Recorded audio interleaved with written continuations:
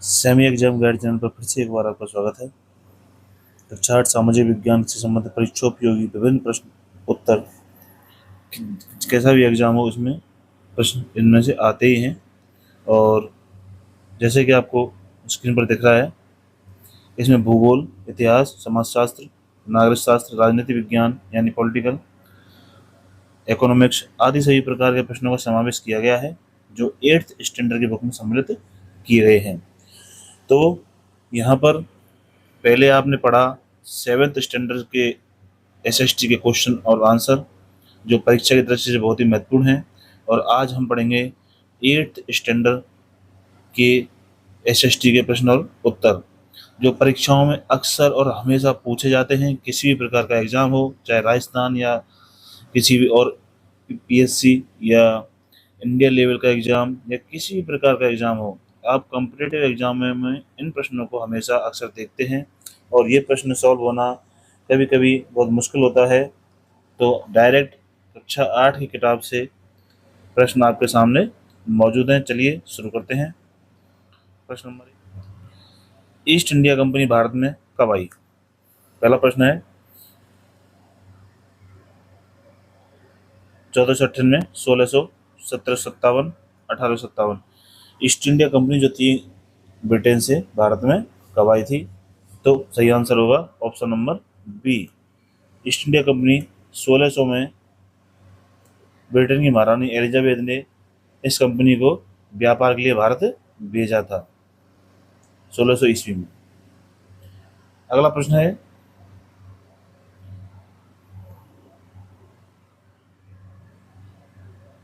प्रश्न नंबर 2, ध्यान से पढ़ेंगे। प्लासी का युद्ध कब हुआ था? दोस्तों ये प्रश्न 8th स्टैंडर्ड की एसएसटी की बुक से लिए गए हैं।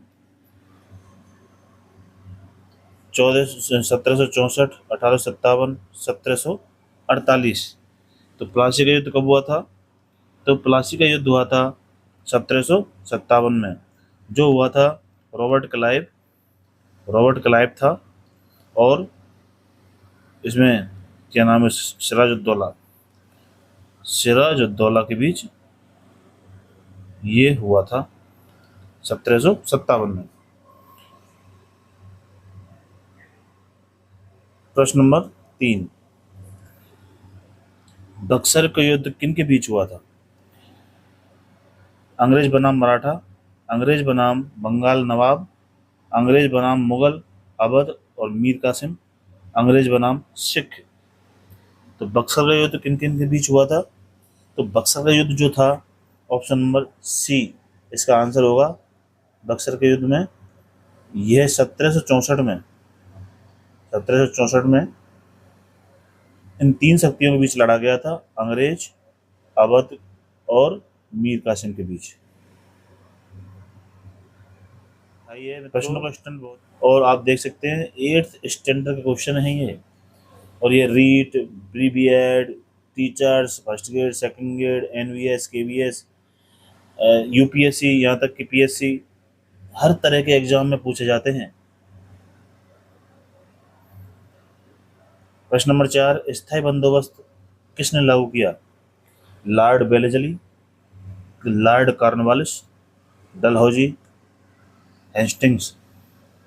किसने किया था स्थायी बंदोबस्त? तो ये किया था लॉर्ड कॉर्नवालिस ने, ऑप्शन नंबर बी।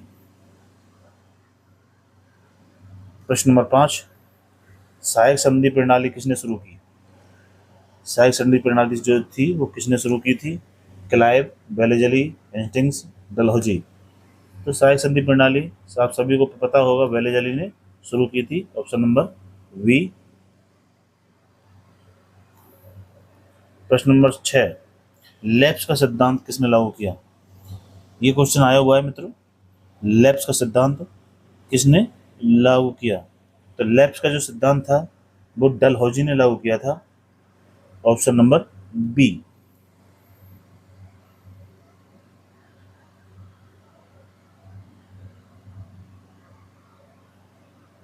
लेप्स का मतलब होता है कि क्या होता था, जैसे कोई भी राज्य था उसका कोई वारिस नहीं था, राजा मर गया तो उसके बाद क्या क्या करते थे, ये लेप्स के सिद्धांत के तहत, राज्य हड़प नीति के तहत उस राज्य को अपने राज्य में सम्मिलित मान लेते थे या कर लेते थे। इसको लेप्स का सिद्धांत कहते हैं और इस सिद्धांत को लाया था डलहौजी। प्रश्न नंबर 7, 1857 का विद्रोह कहाँ से शुरू हुआ? 1857 की जो क्रांति थी वो मुख्यतः कहाँ से शुरू हुई थी? तो 1857 की क्रांति मुख्यतः मेरठ से शुरू हुई थी, आप सबको पता है। मेरठ से शुरू, हाँ, 10 मई 1857 को, 10 मई 1857 को मेरठ से इसकी शुरुआत हुई थी। Very good. अगला प्रश्न है प्रश्न नंबर 8, 1857 में बहादुर शाह जफर को क्या घोषित किया गया था? बहादुर शाह जफर जो थे वो अंतिम मुगल सम्राट थे और उनको क्या घोषित किया गया था? बहादुर शाह जफर को एक प्रतीक के रूप में नेता चुना गया था और उन्हें भारत का सम्राट घोषित किया गया था क्रांतिकारियों द्वारा। Option number B. जिन्हें बाद में बहुत यातनाएं दी गई थी और काला पानी सजा उन्हें मिली थी।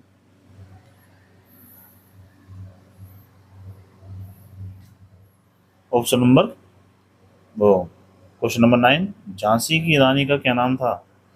दुर्गावती, लक्ष्मीबाई, पद्मिनी, अहिल्या। आप सभी को पता है झांसी की रानी को लक्ष्मीबाई के नाम से भी जानते थे।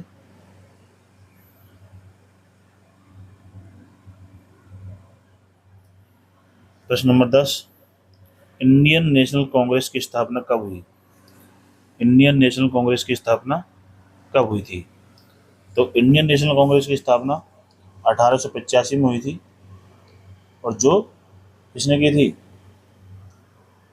ए ओ ह्यूम, ए ह्यूम ने की थी। अगला प्रश्न है, स्वदेशी आंदोलन किस घटना के विरोध में हुआ था? स्वदेशी जो आंदोलन थे यानी कि विदेशी चीजों का परित्याग करो और स्वदेशी को अपनाओ, किस आंदोलन के तहत हुआ था ये? रोगलेट एक्ट, बंगाल विभाजन, साइमन कमीशन, जलियांवाला बाग। तो ये जो हुआ था ये 1905 में बंगाल जो विभाजन हुआ था, बंगाल विभाजन के समय विरोधियों ने स्वदेशी आंदोलन शुरू नंबर किया था। बी राइट आंसर हो जाएगा, ऑप्शन नंबर बी। अगला प्रश्न है प्रश्न नंबर 12, बंगाल विभाजन किस वायसराय ने किया था? बंगाल विभाजन जो था वो किस वायसराय ने किया था? तो ऑप्शन दे रखे हैं आपके सामने, Lord Mountbatten, Lord Curzon, Lord Dalhousie, Lord Ripon. तो लॉर्ड कर्जन के टाइम पे ये हुआ था जो 1905 में हुआ। अगला प्रश्न है, दांडी यात्रा का संबंध किस आंदोलन से है? दांडी यात्रा जो थी किस आंदोलन से संबंधित थी? तो सभी को पता है सविनय अवज्ञा आंदोलन, सविनय अवज्ञा आंदोलन से संबंधित यह यात्रा थी जिसे नॉन कॉर्पोरेशन मूवमेंट भी कहते हैं। और ये गांधी जी ने 1930 में नमक कानून तोड़ने हेतु दांडी यात्रा निकाली थी 1930 में। Option number C. अगला प्रश्न है, असहयोग आंदोलन कब शुरू हुआ था? असहयोग आंदोलन कब शुरू हुआ था? तो असहयोग आंदोलन शुरू हुआ था 1920 में, 1920 में, जो गांधी जी ने शुरू किया था। अगला प्रश्न है, भारत छोड़ो आंदोलन कब शुरू हुआ था? ये 8वीं क्लास के स्टैंडर्ड क्वेश्चन है, 8वीं क्लास की एसएसटी की बुक है, उसी में से ये क्वेश्चन बनाए गए हैं और आप स्टैंडर्ड देख सकते हैं।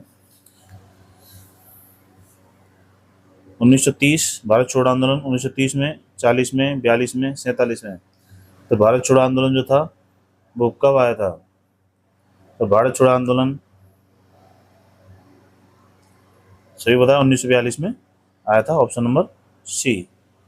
प्रश्न है जलियांवाला बाग हत्याकांड कहाँ हुआ? दिल्ली, अमृतसर, कानपुर, लखनऊ। तो जलियांवाला बाग हत्याकांड हुआ था 13 अप्रैल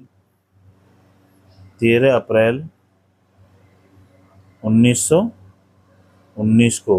और ये कहाँ हुआ था मित्रों? अमृतसर में, ऑप्शन नंबर बी, अमृतसर में हुआ था।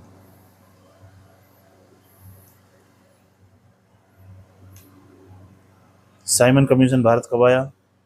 साइमन कमीशन भारत 1927 में आया था। ये साइमन कमीशन जो था इसमें क्या था, भारतीय, एक भी भारतीय शामिल नहीं था। तो भारतीय प्रतिनिधित्व ना होने के कारण इसका काफ़ी विरोध हुआ था, बहुत ज़्यादा विरोध हुआ था साइमन कमीशन का।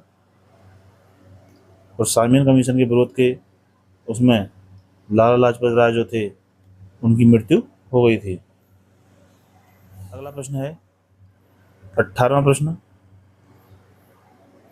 गांधी इरविन समझौता कब हुआ? गांधी इरविन समझौता कब हुआ? तो ये समझौता जो था ये मुख्यतः सविनय अवज्ञा आंदोलन जो हुआ था, सविनय अवज्ञा आंदोलन, उसके दौरान ये समझौता हुआ था।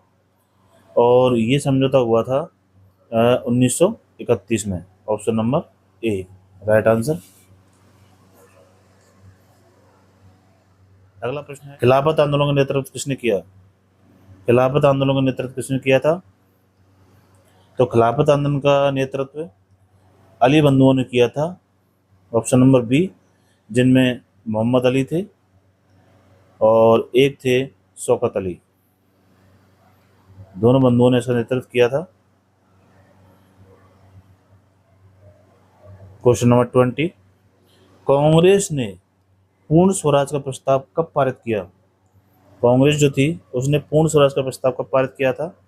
तो कांग्रेस ने पूर्ण स्वराज का प्रस्ताव लाहौर अधिवेशन में। हर एक प्रश्न को विस्तार से जानना जरूरी है मित्रों, तभी वो आपके माइंड में बैठता है। लाहौर अधिवेशन में कब हुआ था? लाहौर अधिवेशन 1929। इसमें ही पूर्ण स्वराज की स्थापना कांग्रेस ने की थी, ऑप्शन नंबर बी। अगला प्रश्न है भारत में रेलवे की शुरुआत कब हुई? बहुत ही महत्वपूर्ण प्रश्न है, वैसे तो सारे महत्वपूर्ण हैं। तो भारत में रेलवे की शुरुआत 1853 में हुई थी, सभी को पता है। और पहली रेलवे लाइन मुंबई से ठाणे के बीच बिछाई गई थी। क्वेश्चन नंबर 22, अंग्रेजों ने भारत में अंग्रेजी शिक्षा किसके माध्यम से शुरू की? अंग्रेजी शिक्षा जो थी वो अंग्रेजों ने किसके माध्यम से शुरू की थी?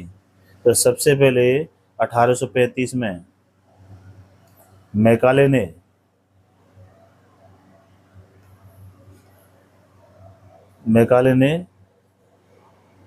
एक मैकाले मिनट दस्तावेज प्रस्तुत किया था, उसमें अंग्रेजी का समर्थन किया गया था।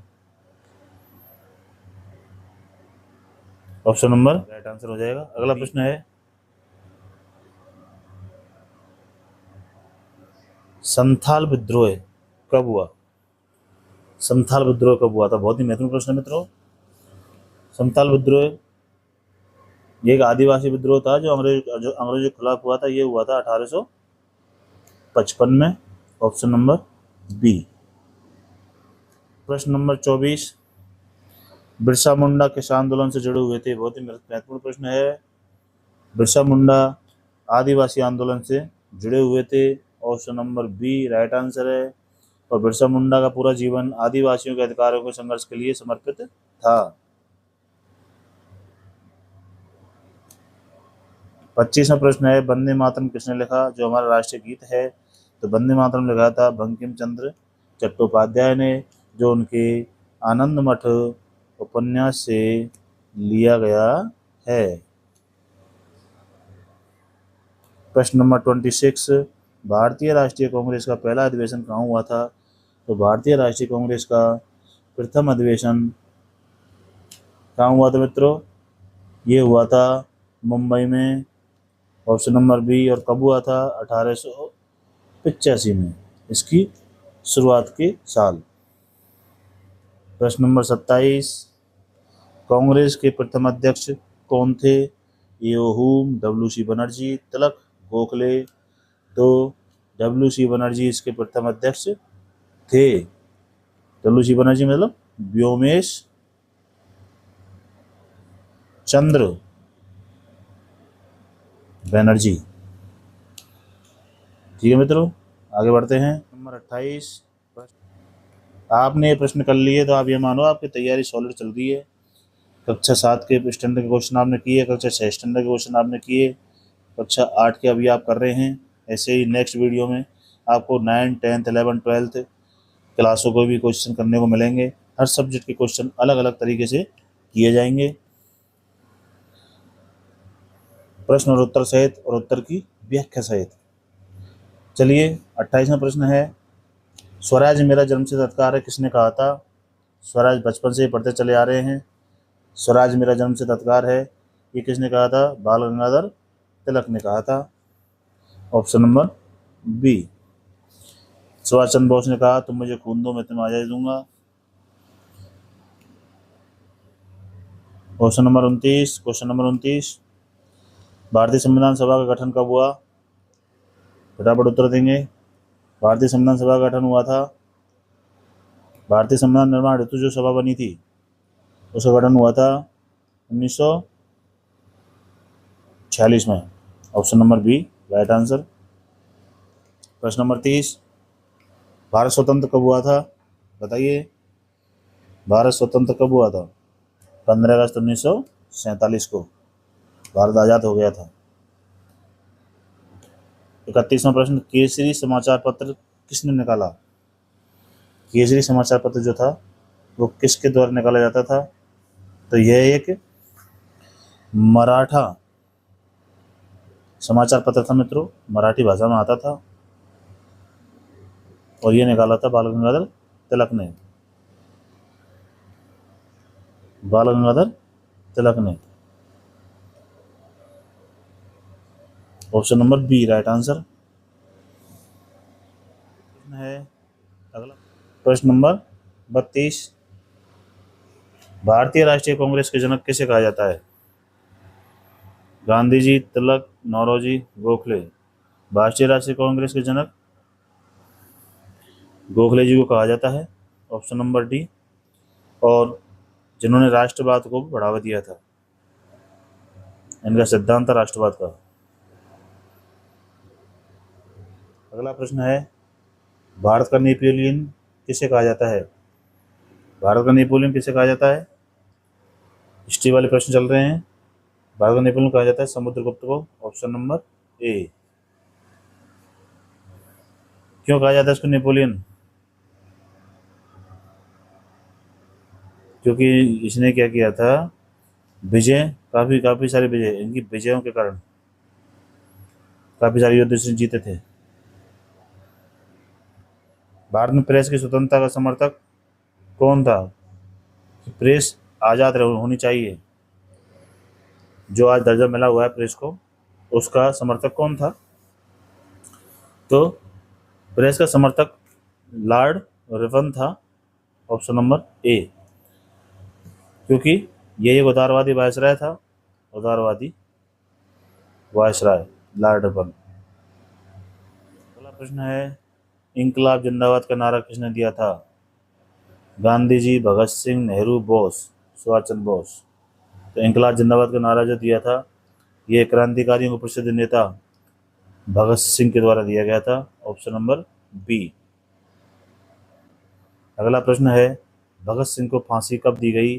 तो भगत सिंह को फांसी कब दी गई थी? भगत सिंह को फांसी दी गई थी 23 मार्च 1931 को। साल 1931 थी, दिन था 23 मार्च का। Option number B. अगला प्रश्न है प्रश्न नंबर 37, काकोरी कांड कब हुआ? काकोरी कांड कब हुआ था? 1919, 25, 30, 42। तो क्रांतिकारियों ने सरकारी खजाना लूटा था काकोरी जगह पर, वो हुआ था 1925 में। उसे काकोरी कांड के नाम से जाना जाता है। अगला प्रश्न है, जय हिंद का नारा किसने दिया था? गांधी जी, सुभाष चंद्र बोस, नेहरू, पटेल। तो जय हिंद का नारा दिया था सुभाष चंद्र बोस ने, और ये आज़ाद हिंद फौज का प्रसिद्ध नारा था। आज़ाद हिंद फौज जो थी, जिन्होंने उसकी स्थापना की थी, उसका ये प्रसिद्ध नारा था। आज़ाद हिंद फौज की स्थापना किसने की? सभी को पता है। आज़ाद हिंद फौज की स्थापना सुभाष चंद्र बोस ने की थी, जो एक स्वतंत्रता के लिए सैन्य संगठन बनाया गया था। भारतीय संविधान, 40वां प्रश्न है, भारतीय संविधान कब लागू हुआ? तो भारतीय संविधान कब लागू हुआ था? 26 जनवरी 1950 को, जिससे भारत एक गणराज्य बना, और हम उसे गणतंत्र दिवस के नाम से मनाते हैं।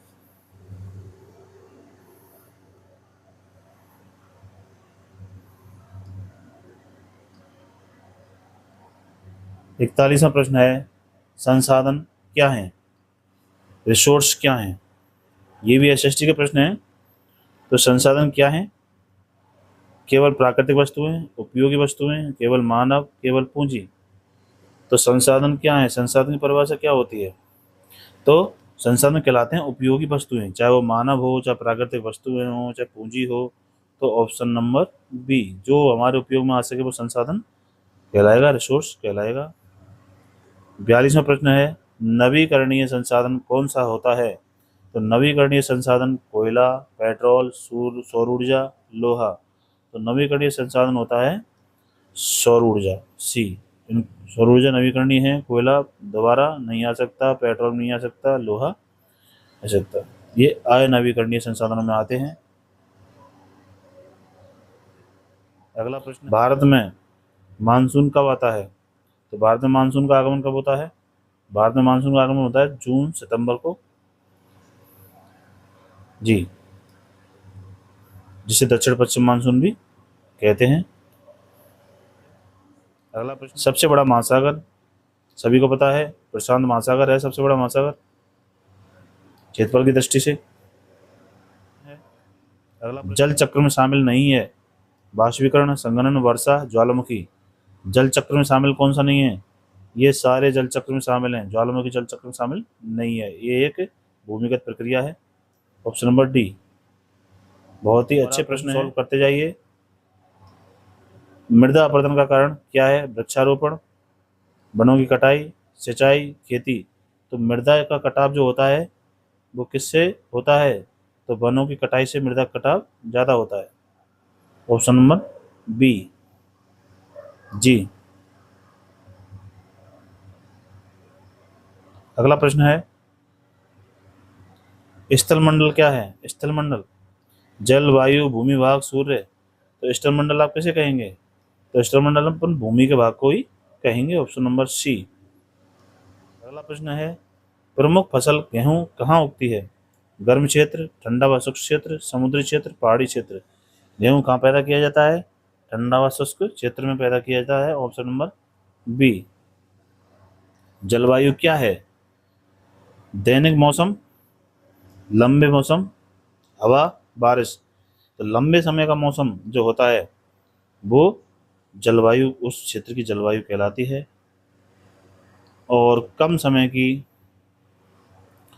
स्थितियां मौसम कहलाती हैं। इस प्रकार मित्रों वीडियो यहीं समाप्त होती है आज। उम्मीद है आपको वीडियो अच्छी लगी होती, और आप चैनल को सब्सक्राइब नहीं कर रहे हो, चैनल को सब्सक्राइब जरूर करें, जिससे भी हमें मोटिवेशन मिलता रहे। आपको यकीन दिलाते हैं कि इसी प्रकार की टॉप मोस्ट वीडियो आप तक पहुंचती रहेंगी। और लाइक करें, शेयर करें, कमेंट्स ज़रूर करें। वीडियो आपको कैसी लगी, जैसी भी लगी हो ज़रूर बताएं, अच्छी लगी या बुरी लगी। नमस्कार दोस्तों, जय हिंद। मिलते हैं नेक्स्ट वीडियो में, तब तक के लिए धन्यवाद।